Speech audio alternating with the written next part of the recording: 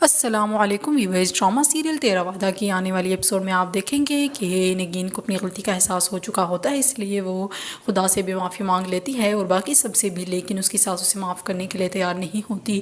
سارا چاہتی ہیں کہ امی اسے معاف کر دیں اور بات کو ہی ختم کر دیں، لیکن اس کی ساس کے اس دارا سے کہتی ہیں کہ تم یہ سوچنا بھی مت، میں اسے معاف کر دوں گی کیونکہ اس نے جو کیا ہے وہ ناقابل معافی ہے اور میں کسی صورت اسے معاف نہیں کر سکتی۔ علی بھی وہیں پر کھڑا ہوتا ہے اور زارا بہت اداس ہوتی ہے۔ زارا چاہتی ہے کہ اسے معاف کر دیا جائے اور زارا کو جب یہ بات پتہ چلتی ہے کہ علی نے اس کی امی کو فلیٹ لے کر دیا ہے تو زارا کو بہت ہی زیادہ غصہ آتا ہے۔ زارا کہتی ہے کہ میں نے کبھی سوچا بھی نہیں تھا کہ آپ ایسے کریں گے اور آپ نے مجھ سے اتنی بڑی بات چھپائی۔ آپ کو کیا لگتا تھا کہ آپ مجھ سے یہ بات چھپائیں گے اور یہ بات مجھ سے چھپی رہ جائے گی؟ کیا مجھے کبھی پتہ نہیں چلے گا؟ آپ نے اتنا سب کر دیا اور مجھے ایک بار بتانا بھی ضروری نہیں سمجھا؟ میں تو اتنے فخر سے اپنے بارے میں یہ کہتی تھی کہ میں اپنے گھر والوں کی خود سپورٹ کروں گی، لیکن آپ نے اچھا نہیں کیا۔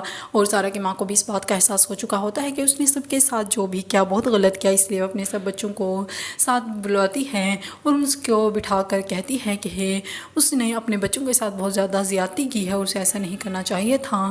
اور وہ یہ بات بھی کہتی ہے کہ اس نے جو بھی کیا اپنے بچوں کے لیے کیا، ان کے فائدے کے لیے کیا، کیونکہ وہ کبھی اپنے بچوں کا برا نہیں چاہتی۔ اور وہ بہت ہی زیادہ اداس ہوتی ہے اور اپنی غلطی پر پچھتاوا ہوتا ہے۔ نگین گھر آتی ہے تاکہ وہ سب سے معافی مانگ سکے، لیکن اس کے ساتھ اسے وہاں سے جانے کا بولتی ہے۔ شہیر وہیں پہ کھڑا ہو اس کی باتیں سن رہا ہوتا ہے۔ نگین کہتی ہے کہ جو بھی میں نے کیا اس کے لیے مجھے معاف کر دیں، لیکن اس کی ساس کہتی ہے کہ میں تمہیں کبھی معاف نہیں کر سکتی۔ شہیر بھی اسے دیکھ رہا ہوتا ہے۔ پھر نگین کہتی ہے کہ میرا اس گھر سے رشتہ تعلق ختم تو نہیں ہوا۔ پھر اس کی ساس اسے کہتی ہے کہ یہ سلسلہ بہت جلد ختم ہو جائے گا اور شہیر تمہیں بہت جلد طلاق دے دے گا۔